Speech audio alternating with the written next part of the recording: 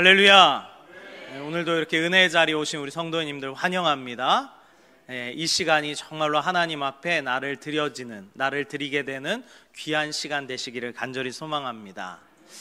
저희가 이제 말씀이 이렇게 쭉 이제 진행되는데, 사실 이제 예레미야로 이제 말씀이 넘어갔는데 이 사도행전 마무리를 못 쳤어요. 그래가지고 오늘 이 사도행전 마무리를 하는 시간입니다.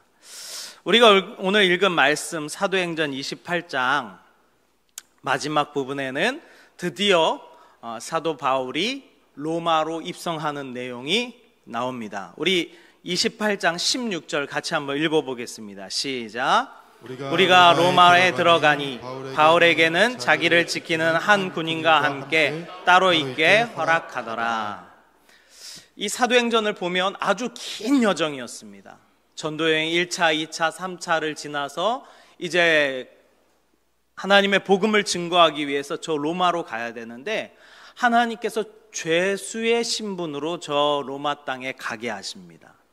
중간에 배도 파선하고 여러 우여곡절을 겪고 암살을 당할 뻔도 하고, 또 극장에 끌려가서 죽임을 당할 뻔하기도 하고, 폭동이 일어나서 돌 맞아 죽을 뻔도 하고, 천부장이 와서 구해지기도 하고, 여러 이러한 일들이 수도 없이 많이 일어났는데, 결국은 그 과정을 다 마치고 로마로 사도 바울이 들어가게 됐습니다. 참 쉽지 않은 여정이었는데, 이 사도행전에 기록된 이 모든 내용들이 우리가 성경 읽기에는 그냥 28장 안에 끝나는 이야기지만 몇십 년에 걸쳐서 일어난 일들이 바로 함축적으로 들어있는 내용입니다. 이 사도행전은 이제 AD 33년부터 61년까지 약 28년 동안 있었던 내용에 대해서 기록되어 있는 책입니다. 우리가 1장에서 12장까지는 베드로에 관한 이야기로 구성되어 있었고요. 그 이후로부터 13장부터 그 28장까지는 바울의 활동에 대해서 기록되어 있는 내용이 바로 이 사도행전입니다. 바울이 로마로 입성한 후에, 그러니까 28장 이후죠. 이후로는 더 이상 이 사도행전이 기록되지 않습니다.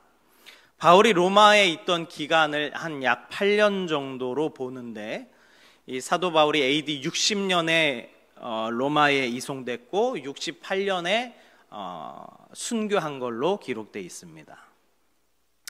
이제 누가가 이 사도행전을 기록했는데, 누가가 이제 마지막 28장을 기록하고 나서 더 이상 이제 바울이 이 가택연금, 즉 감옥이긴 한데 한 집을 감옥으로 정해서 그곳에서 바울이 지내게 하면서 밖으로는 나가지 못하는 그러한 감옥에 들어가게 되는데, 이제 더 이상 어떠한 전도 활동이나 아니면 선교 활동을 하지 못한 채 감옥에 갇혀 있고, 오히려 많은 사람들이 그 집에 와서 복음을 듣는 이야기들로 그 뒤가 이어졌기 때문에 더 이상 기록되어 있지 않는 것으로 보여집니다. 그러나 이 가택연금 상태에 있었지만 우리가 오늘 말씀에 보면 사도 바울은 누구든지 만나고 싶은 사람들을 청하여 만날 수 있었고 복음을 전할 수 있었던 그러한 상황이었던 것을 보게 됩니다. 그래서 28장 23절인데요. 우리 같이 한번 읽어보겠습니다. 시작. 그들이 날짜를 정하고 그가 유숙하는 집에 많이 오니 바울이 아침부터 저녁까지 강론하여 하나님의 나라를 증언하고 모세의 율법과 선지자의 말을 가지고 예수에 대하여 권하더라. 아마도 이제 사도 바울이 외부로 나갈 수 없으니까 방문하는 사람들에게만 복음을 증거했고, 또 복음을 증거하는 것 외에 서신서를 기록하는 데 많은 집중을 했던 것을 보게 됩니다. 그래서 우리가 사도행전 이후에 있는 서신들을 대부분 옥중서신이라고 하는데, 먼저 데살로니가 전후서, 갈라디아서, 고린도 전후서, 로마서는 로마 가기 전에 쓰여진 성경입니다. 말씀입니다. 그런데 그 이외 나머지들 있잖아요. 빌레몬서, 에베소서, 골로새서, 빌립보서, 디모데전서, 디도서, 히브리서, 디모데후서, 이것은 로마 감옥에 있을 때 약 8년간 있으면서 교회들에게 쓴 서신서가 바로 이 나머지 서신서들입니다. 사도 바울은 감옥에 있었지만 교회들마다 서신서를 보내면서 그들을 격려하고 교회를 세워가는 일에 멈추지 않았다라는 것을 보게 됩니다. 특히 바울이 그 황제 앞에서 변론하기로 하잖아요. 유대인들이 계속 고소를 하니까 사도 바울이 내가 그러면 황제 앞에서 재판을 받겠다라고 요청했는데, 사도행전 27장 24절에 보면 사도 바울이 배에 타면서 14일간 표류할 때에 하나님께서 바울에게 나타나셔서 이렇게 말씀하시죠. 바울아, 두려워하지 말라. 내가 가이사 앞에 서야 하겠고.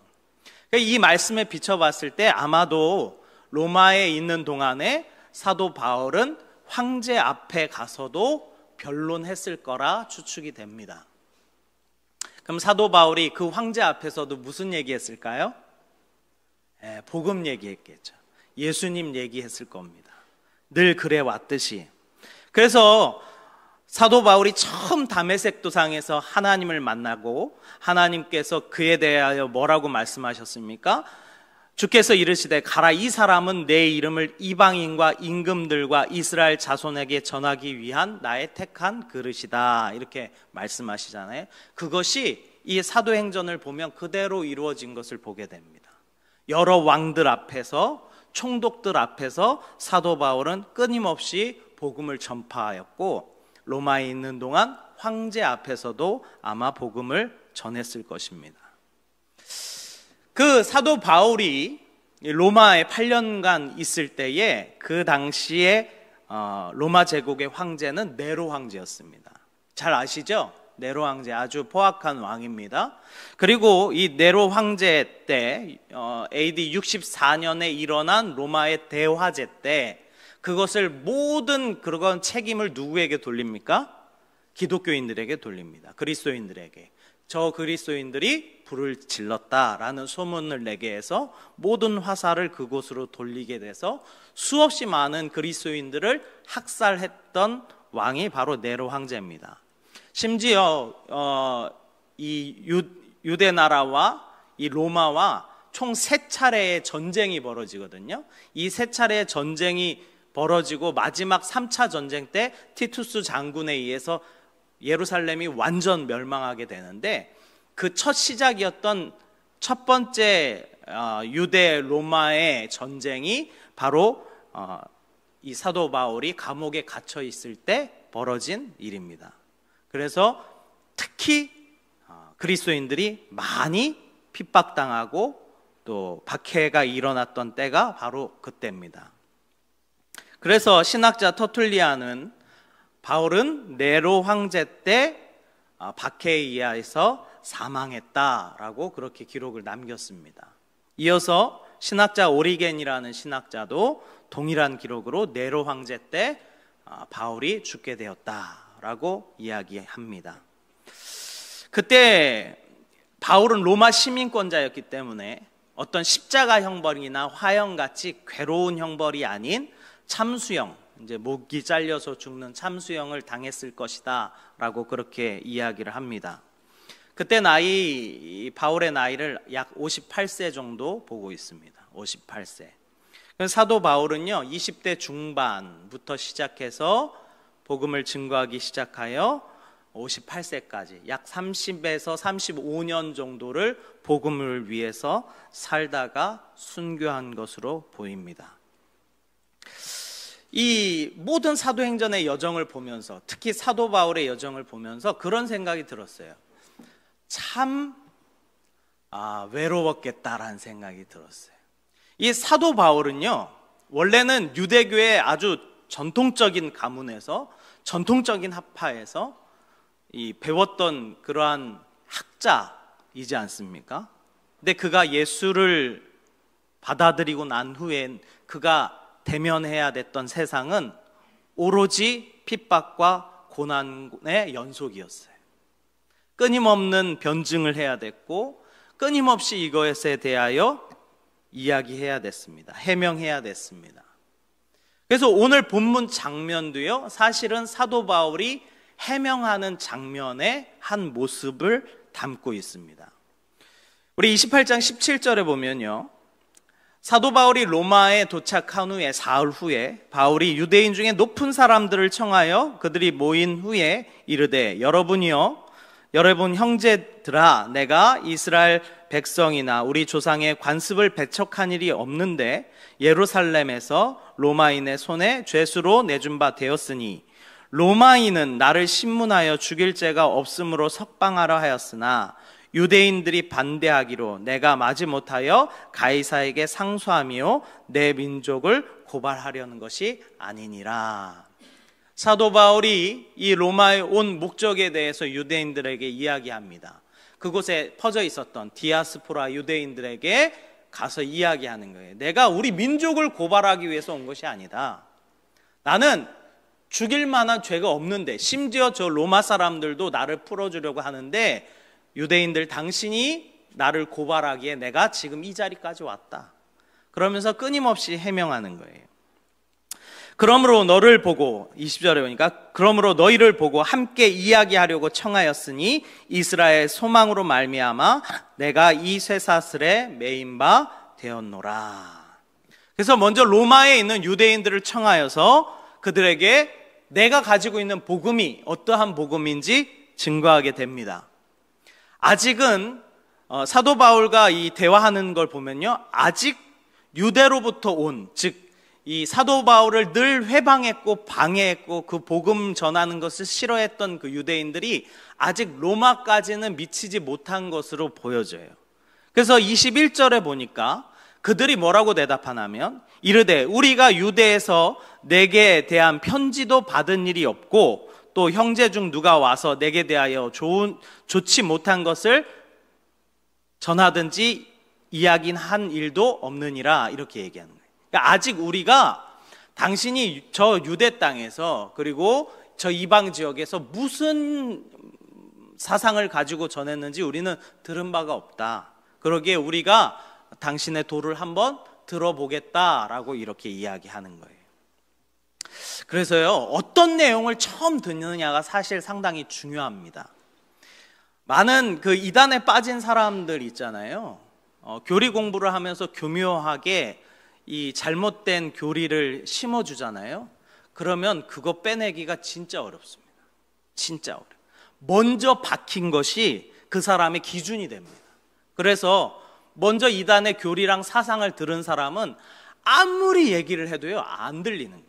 계속 그냥 튕겨냅니다. 에이, 저건 아니지, 저건 아니지. 왜 그래요? 먼저 기준이 세워져 버렸기 때문에 그래요. 그래서 사도 바울도 급하게 이 유대인들을 초청해서 하는 이야기가 자신이 전하는 복음이 어떤 복음인지 먼저 그들에게 일러주려고 하는 거예요. 예전에 이제 그런 이 TV 프로그램에서 그런 이렇게 진행을 했는데 어떤 한 사람의 사진을 딱 보여줍니다. 그리고 그 사람의 장점 10가지와 단점 10가지를 준비하는 거예요. 그래서 한 그룹에게는 단점을 먼저 불러줘요. 단점 10개를 불러주고 장점 10개를 그 다음에 불러주는 거예요. 그리고 또 다른 부류에게는 장점을 먼저 10개 불러주고 단점을 불러주는 거예요. 그럼 양쪽 그룹이 생각하는 게 어떨까요? 같을까요? 다를까요? 달라요. 첫 번째 그룹, 처음에 부정적으로 얘기했던 그룹은 이 남자가 별로일 것이다 라는 것이 훨씬 더 많았어요. 근데 장점부터 얘기해 주니까 많은 사람들이, 그 B그룹 사람들이 그 사진에 있는 사람을 호감을 갖더라고요. 마찬가지예요. 복음도 마찬가지입니다. 우리가 복음이 공격적이어야 할 이유가 뭐냐면, 특히 우리 어린 아이들에게 반드시 복음을 심겨줘야 되는 이유가 뭐냐면 들어간 것이 기준이 돼요. 먼저 들어간 것이. 그래서 사도 바울도 이 로마 땅에 왔을 때 가장 먼저 했던 것들이 유대인들을 싹 모아서 자기가 전하는 복음이 어떠한 복음인지를 먼저 듣게 하였다라는 거예요. 22절에 보니까 이에 우리가 너의 사상이 어떠한가 듣고자 하니 이 파에 대해서는 어디든지 반대를 받는 줄 알기 때문이라. 그래서 사도 바울이 이제 그들을 초청하여 복음을 증거하기 시작합니다. 23절에 보니까 그들이 날짜를 정하고 그가 유숙하는 집에 많이 오니 바울이 아침부터 저녁까지 강론하여 하나님 나라를 증언하고 모세의 율법과 선지자들의 말을 가지고 예수에 대하여 권하더라. 이 시간은요, 사도 바울이 이전부터 이방 지역에, 때로는 우상이 많은 지역에, 그리고 왕이나 총독 앞에서 복음을 전하였던 그 모습과는 좀 다른 거예요. 왜냐하면 온전히 그 시간은 바울만의 시간이었고 온전히 바울만의 장소였어요. 그 전에는 반대하는 유대인들과 대적해야 됐고 우상을 섬기는 자들과 싸워야 됐고 유력한 자들 앞에서 정치적으로 이러쿵저러쿵 판단받아야 됐어요. 그런데 지금 이 로마에 와서 그 초청한 사람들에게 전하는 이 복음은 온전히 사도 바울의 시간이었던 거예요. 그래서 사도 바울이 이야기합니다. 아침부터 저녁까지 강론을 해요. 대단하지 않습니까? 별로 생각 안 해보셨어요? 사도 바울이 아침부터 저녁까지 강론을 했다니 얼마나 할 이야기가 많은지. 사도 바울은 구약에 통달한 사람이잖아요. 그러니까 구약의 그 선지자들이 했던 그 말씀, 즉 예수 그리스도에 대하여 했던 말씀을 요목조목, 그것도 그 말씀에 대하여 아는 유대인들에게 다 설명하는 거예요. 하루 종일 설명하는 거예요. 그 사도 바울이 사실 얼마나 신났겠습니까? 알아듣는 사람들이 예수 그리스도에 대하여, 구약에서 말씀하고 있는 그 예수 그리스도에 대하여 사도 바울이 말할 기회가 생겼다 이 말이에요. 그러니까 얼마나 신납니까? 그러니까 아침부터 저녁까지 강론을 이어가는 거예요. 수없이 많은 선지자들의 말씀, 즉 예수님에 대하여 가르쳤던 그 말씀에 대하여 사도 바울이 얼마나 확실하게 풀어서 설명했겠습니까? 사도 바울이 그렇게 설명을 한 거예요. 근데 이제 문제는 24절에 보니까 그 말을 믿는 사람도 있고 믿지 아니하는 사람도 있더라 이 말이에요. 사도 바울이 그렇게 공을 들여서 구약의 성경의 선지자들의 말들을 다 일일이 풀어서 설명하고 이해되도록 설명하고 이야기를 했는데 그 똑똑하다는 사도 바울이 설명을 했는데도 안 믿는 사람들이 있더라 이 말이에요. 그러니까 여러분들은 낙심할 필요가 없습니다. 혹시나 내가 복음을 전했는데 저 사람이 흥 한다 걱정하지 마십시오. 사도 바울도 그랬어요. 사도 바울도. 어떤 사람들은 믿지 않습니다. 서로 맞지 아니하니 25절에 보니까 서로 맞지 아니하니 이들이 흩어집니다. 그 흩어질 때에 사도 바울이 이렇게 얘기합니다. 성령이 선지자 이사야를 통하여 너희 조상에게 말씀하신 것이 옳도다. 이미 성령께서 이사야 선지자를 통하여 너희에게 했던 그 말씀이 이제 성취된다. 봐라. 그러면서 뭐라고 말하냐면 일러스되 이 백성에게 가서 말하기를 너희가 듣기는 들어도 도무지 깨닫지 못하며 보기는 보아도 도무지 알지 못하는도다. 이 백성들의 마음이 우둔하여져서 그 귀로는 둔하게 듣고 그 눈은 감았으니 이는 눈으로 보고 귀로 듣고 마음으로 깨달아 돌아오면 내가 고쳐줄까 함이니라 하였느니라. 이 말씀은요 이사야 6장 9절에서 10절 말씀을 인용한 거예요. 즉 이스라엘이 완악했을 때, 이스라엘 백성들이 완악했을 때 그 완악함을 아주 상징적으로 보여주는 말씀인데, 원래는 이사야를 통하여 이스라엘 백성들에게 하나님께서 선지자로 이사야를 보낼 때 그가 어떤 말을 해도 듣지 않는 그 이스라엘 백성들을 보면서 하나님께서 이렇게 말씀하신 거예요. 그들이 듣긴 들어도 듣지 못하고 보긴 보는데 보지 못한다. 이 우둔하여진 백성들을 내가 어떻게 하랴? 내가 그들이 돌아오면 그들이 귀로 듣고 마음으로 깨달아 돌아오면 내가 고쳐줄 수 있겠느냐라고 오히려 되물으시는 말씀이에요. 근데 그 말씀을 오늘 사도 바울이 지금 그 시대에 있었던 이스라엘 백성들에게 했다 이 말이에요. 그럼 반대로 그 말씀이 오늘날 우리에게도 동일하게 적용된다라는 거예요. 이사야 시대만 말씀하신 게 아니라, 바울 시대만 말씀하신 게 아니라 오늘날 우리에게도 동일하게 말씀하시는 줄 믿습니다. 오늘 말씀에 뭐라고 말씀하시냐면 이 백성이 마음이 우둔하여졌다라고 이야기합니다. 이 백성의 마음이 우둔하여졌다. 그런데 사도 바울이 콕 찍어서 하는 말씀이 뭐냐면 25절에 보면 서로 맞지 아니하여 흩어질 때 바울이 한 말로 이르되 성령이 선지자 이사야를 통하여 너희 조상에게 하신 말씀이 옳더다, 이렇게 얘기해요. 누가 말씀하셨다는 거예요? 성령이 말씀하시기를 이사야 시대에 했던 그 말씀 오늘날에도 성취됐는데 성령이 너희에게도 말씀하신다. 그러면 오늘날에도 마찬가지예요. 성령이 오늘날에도 우리에게 이야기한단 말이에요. 이 우둔한 백성들아, 이렇게 말씀하신다. 뭐 때문에? 뭐 때문에 하나님께서는 우리 보고 우둔한 백성이라고 말씀하셨을까요? 왜 이 백성은 마음이 우둔하여졌다라고 이야기했을까요? 중요한 것은 성령의 음성을 듣지 못하기 때문에 그래요. 성령의 음성을 듣지 못하는 자들아, 성령께서 이사야를 통하여 하신 말씀을 알아듣지 못하는 백성들아, 오늘날에도 마찬가지예요. 성령님께서 하시는 말씀을 알아듣지 못하는 이 우둔한 백성들아 라고 오늘날 우리에게도 동일하게 말씀하신다, 이 말이에요. 왜 이스라엘 백성들이 우둔한 백성이 되었습니까? 아무리 하나님께서 선지자를 통하여 말씀하셔도 그 말씀이 귀에 들리지 않는다, 이 말이에요. 말씀이 맞네 틀리네, 바울의 말씀이 맞네 틀리네, 이러쿵저러쿵 하는 백성들을 보면서 사도 바울이 성령님께서 그에게 또 하시는 말씀이 생각난 거예요.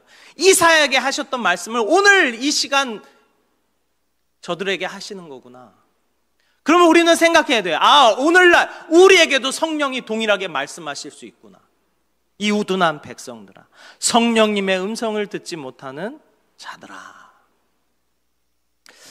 그래서요, 성령님께서는 왜 어떠한 백성을 우둔한 백성이라고 하셨는가? 그것은 그들에 대하여 죄를 책망해도 알아듣지 못하는 그 자들을 향하여 우둔한 백성이다 말씀하셔요. 요한복음 16장 8절에 보니까 이런 말씀이 있습니다. 그가 와서 죄에 대하여, 의에 대하여, 심판에 대하여 세상을 책망하시리라. 누가 하시는 말씀이에요? 성령님께서 이렇게 하신다는 거예요. 성령님께서 우둔한 백성들을 향하여 죄에 대하여, 의에 대하여, 심판에 대하여 세상을 책망하신다는 거예요. 그런데 그것을 말씀을 듣고 돌이키는 사람이 있는 반면에 우둔하여져서 그거에 대하여 전혀 무감각한 사람이 있다, 이 말이에요. 그래서 성령님께서는 어떤 사람을 책망하십니까? 하나님의 아들을 믿지 않는 불순한 자들을, 불신한 자들을 책망하십니다. 성령님께서는 또 어떠한 일을 하십니까? 죄를 깨닫게 하셔요. 성령님께서는 죄를 깨닫게 하십니다. 사도행전 2장 37절인데요. 저희가 이 말을 듣고 마음에 찔려 베드로와 다른 사도들에게 물어 가로되 형제들아 우리가 어찌할꼬 하거늘. 자, 그러니까 성령님께서 하시는 역할이 뭐냐면 죄에 대하여 깨닫게 한다, 이 말이에요. 어찌할꼬라고 깨닫게 하신다는 거예요. 우둔한 백성은 못 깨닫는데 하나님의 백성은 깨닫는다, 이 말이에요.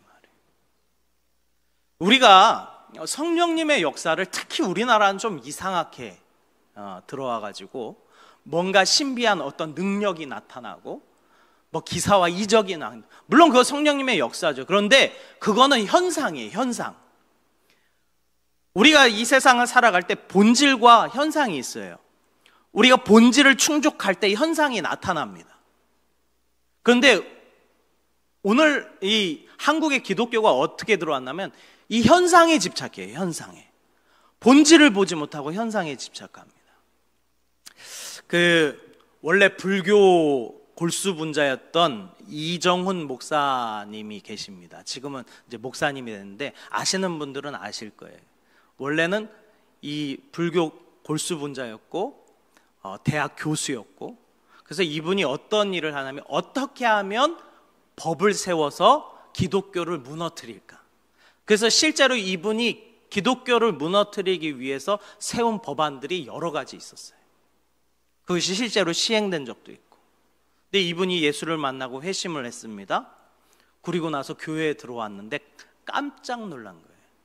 왜 깜짝 놀랐는지 아십니까? 교회 안에 무당이 있어서 깜짝 놀랐대. 교회 안에 무당이. 어떤 무당인지 아십니까? 막 안수했더니 넘어져서 발발발발 떠는 거예요. 우리가요, 이정훈 교수가 얘기하는 게 자신이 불교 신자일 때도 제일 싫었던 게 뭐냐면 무속신앙하고 불교하고 똑같이 보는 걸 싫어했대요. 뭐 굿하고 이런 거 있잖아요. 사실 그게 불교계 아닙니다. 그냥 우리나라에 있었던 토속신앙이에요. 근데 이제 많은 사람들이 불교에서 그것을 흡수했다고 생각하는데 그게 아니라 무속신앙이 불교를 먹은 거래요. 그러니까 많은 사람들이 굿하고 뭐 귀신 쫓아내고 방울 흔들고 점치는 거를 불교라고 생각해요. 근데 그게 아니라 불교의 탈을 쓴 무속인 거예요. 근데 이러한 똑같은 현상이 이제 이정훈 교수님이 비교 종교학에 대해서 이제 많이 공부를 했는데 교회 안에 들어와 보니까 간판은 교회고 이름은 교회인데 무당짓을 하고 있는 교회들이 너무 많더라는 거예요. 깜짝 놀랐대요. 보통 무당들은 이 무당이 어떤 신의 그 매개체가 돼서 이 신접하고 어떠한 이적 행위를 행하거든요. 근데 교회 안에 그것이 벌어지고 있더라 이렇게 얘기를 하더라고요. 막 손대면 막 넘어가고 발발발 떨고 막 이런. 그래서 교회 안에서 입신이라는 말을 쓰는데 깜짝 놀랐다는 거예요. 입신이라는 말.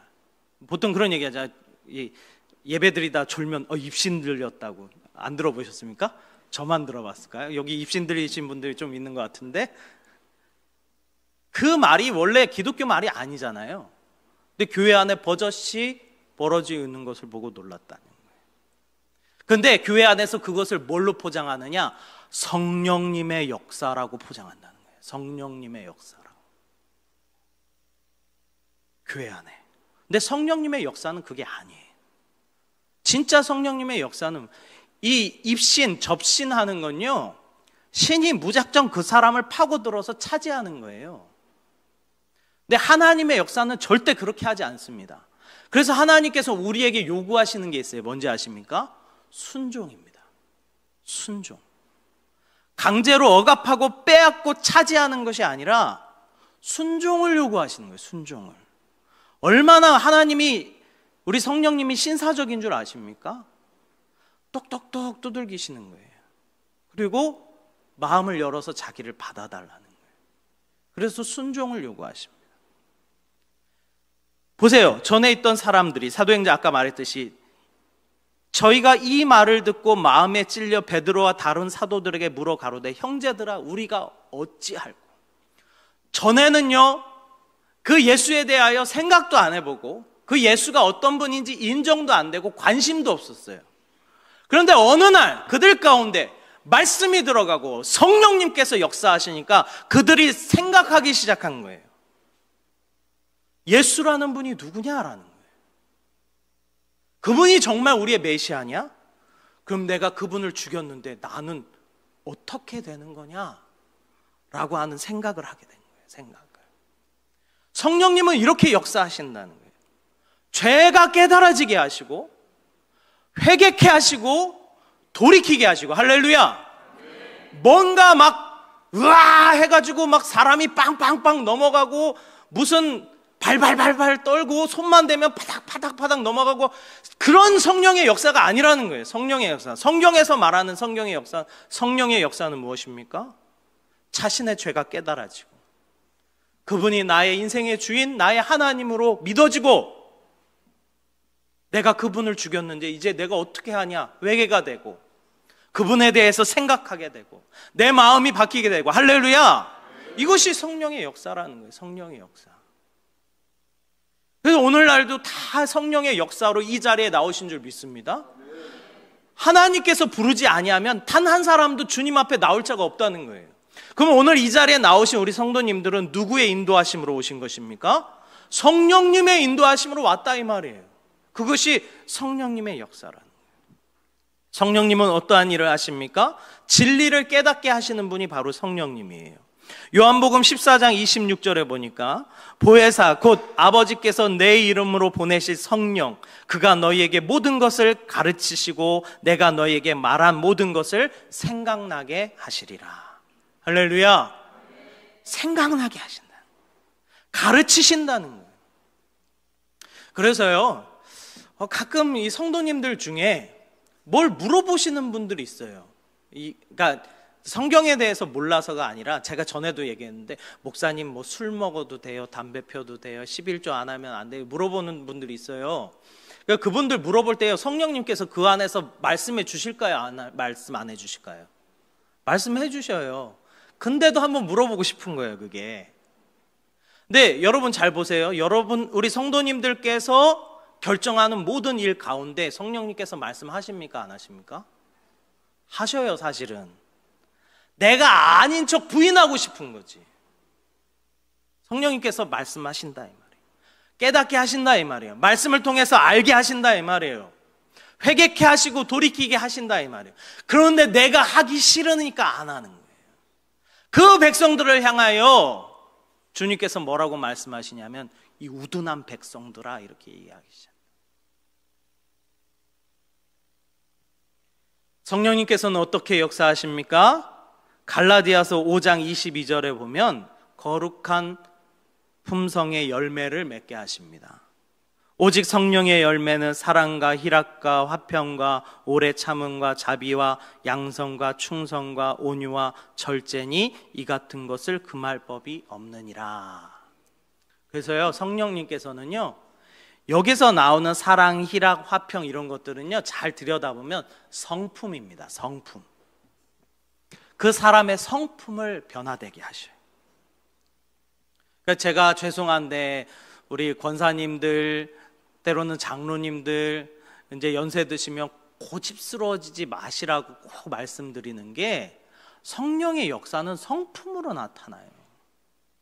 근데 참 안타까운 거는 신앙의 연조가 오래되고 교회 안에서 권사로서 참 헌신하고 봉사하셨는데 왜 그렇게 고집이 세신지 모르겠어요. 다른 사람 말 안 듣고 내 말 안 되면 막 불같이 화가 나고. 거기 안에 어디 성령이 있습니까? 성령의 역사가 거기 안에 어떻게 들어갑니까? 그렇지 않습니까? 성령의 역사는요 성품으로 드러난다는 거예요. 오래 참고 사랑하고 희락과 화평과 온유와 절제와 자비와 충성과 이러한 성품들이 나타나게 하시는 것이 성령님의 역사인 줄 믿습니다. 네. 그리고 성령님께서는 또 어떠한 일을 하시는가? 사도행전 1장 8절에 보면 능력 있는 증인이 되게 하십니다. 오직 성령이 너희에게 임하시면 너희가 권능을 받고 예루살렘과 온 유대와 사마리아와 땅끝까지 이르러 내 증인이 되리라 하시니라. 할렐루야. 성령님께서 역사하시면 용서가 되는 거예요. 용서가 되는 거예요. 오히려 용서뿐입니까? 내가 미워했던 그 사람에게 복음이 증거하고 싶어지는 거예요. 제가 이제 전도 폭발을 맡아서 하고 있는데 전도 폭발에서 얼마나 성령의 역사가 많이 나타난 줄 아십니까? 정말 보기 싫었던 엄마에게 복음을 증거하고자 하는 마음이 막 올라옵니다. 미워했던 마음이 용서로 바뀌고 사랑으로 바뀌고 평생 보지 않았던 동생, 늘 부딪혔던 동생과 화해하며 어떻게 하면 그 동생에게 복음을 전할까라는 마음이 바뀌어지고. 우리가 다 알아요. 성령님의 역사가 무엇인지 우리가 다 압니다. 그런데 하기 싫은 거예요. 교회 안에 나랑 부딪히는 사람 받아주기 싫은 거예요. 교회 안에서 뭔가 내가 충돌이 났다? 그러면 다른 사람들 죄다 끌어다가 모아가지고 나쁜 놈을 만들어버립니다. 이게 어디 성령의 역사입니까? 서로 온성을 높이며 싸우며 네가 맞네 내가 맞네 뒤지게 싸웁니다. 이게 어디 성령의 역사입니까? 우둔한 자의 모습인 거예요. 우둔한 자의 모습. 우리에게는 어떠한 성령의 모습이 있습니까? 성령님께서 나와 함께 하십니까? 왜 대답이 없으십니까? 성령님께서 나와 함께 하십니까? 용서하고 사랑하고 이해할 수 있는 거예요. 품어줄 수 있는 거예요. 기다려줄 수 있는 거예요. 이것이 성령의 역사인 줄 믿습니다. 그런데 그것을 하지 못하는 자들에게 우둔한 백성들아, 주님께서 이렇게 말씀하셨다라는 거예요. 전 적어도 이 자리에 있는 우리 성도님들 중에 우둔한 백성이 되는 우리 성도님들이 없기를 간절히 소망합니다. 우리 마음 가운데 성령님의 역사가 충만하고 그분께서 내게 순종을 요구하실 때 순종할 수 있는 그 마음이 우리에게 있기를 간절히 소망합니다. 그것이 하나님께서 우리를 참된 그리스도인으로서 세워가시는 성령의 역사인 줄 믿습니다. 그러기에 오늘도 정말로 성령님의 역사로 말미암아 정말 이 교회를 세워가며 내 주변의 공동체를 세워가며 때로는 가정을 세워가며 자녀를 사랑하고 기다려줄 수 있는, 내 부모를 이해하고 용서해 줄 수 있는 그러한 충만한 성령의 마음이 우리 안에 가득 채워지기를 주님의 이름으로 축원합니다.